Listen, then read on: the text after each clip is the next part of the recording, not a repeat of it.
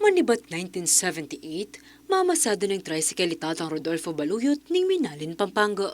Kilubling may git-4 na dekada, magsikap ya ka ng magobra bang abyan na impamangailangan da, rin kayang atlong anak. Ngening 71 years old niya itatin ng apu at may kapayarin ng mestra, pamurin kanupay na waking obra ibaluyot. Manakita niyang 300 hanggang 700 pesos ang aldo ibaluyot, king pati nga po ng pamamasada, dapot kanus sa patini. Kaliyaw. Kung totoo yan, dakal pa sisa na apo. Itak mong taga. Ngayon. Kaya kasi, kung tungkol ka rin pamilya, siyempre, magtaga, bakit kaya mo rin pamilya mo?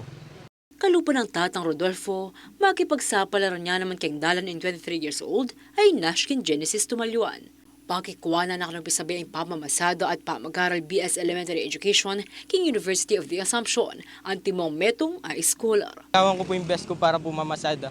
Kasi po ngayon king sitwasyon tangi ni masagit po talaga. Pero ako po kakarinate sumagit din kaya kami pong kasagitan king kay po, king biye po.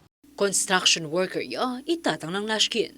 Dapot kano sasapating pa nakita na bang may biyaing pamangailangan da, rin kayang atlong anak. Makanya na kanong aisip Nashkin magobra bang makasap mo naman, king kayang pamilya. Tutuna po nini, halos po, balang po mamelungan ko mo po, kung balang po panggas na mo rin po, ing katutuanan na po, enha po manyad bakal kempengari ko, basta enjoy ko mo po itang, kung nano itang pasada ko makanyan, at maralas po lagi, kasi, abak, magaral ko po, pangaras bengi, mamasada ko po. And swerte na mo po kung midinang ko man pong kay blessings na king ka na ako pong pamamasada. At ako po ikakarini ito, ma'am.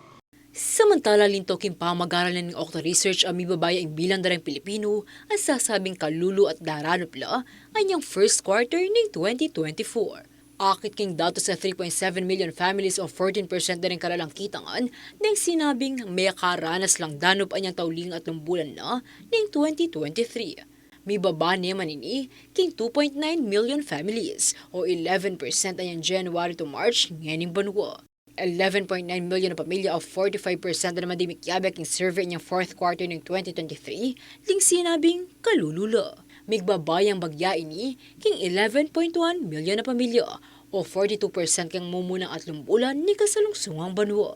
At inyong 1,200 adult respondents in survey ang merapat king mabilog bangsa manibat March 11 hanggang 14. Kaya reporter ng State Run Media PTV, sinabi ng House Speaker Martin Romualdez ang patunay yamo ang resulta ng survey ng OCTA Research ang mamungal na programa na ng gobyerno para karang vulnerable sector. At na lamang miyalo ang munikala rin kongresista bang magbalawas ang pamamaya solusyon king poverty king bangsa. Metong nakareni hindi lang job opportunity ng fit to work kamatuwa. Agpang king chair na ng House Committee on Senior Citizens ay Representative Rodolfo Ordanes. Nasana naman ni House Deputy Majority Leader ay Representative Alfred de los Santos at siguro doon na ng Department of Budget and Management o DBM yung balaos ng pamamondo karemyalo ang programa king pamamaya ayuda. Ako, inki kayong talasuyo. Liana Kanilaw, ating pusong makabalin.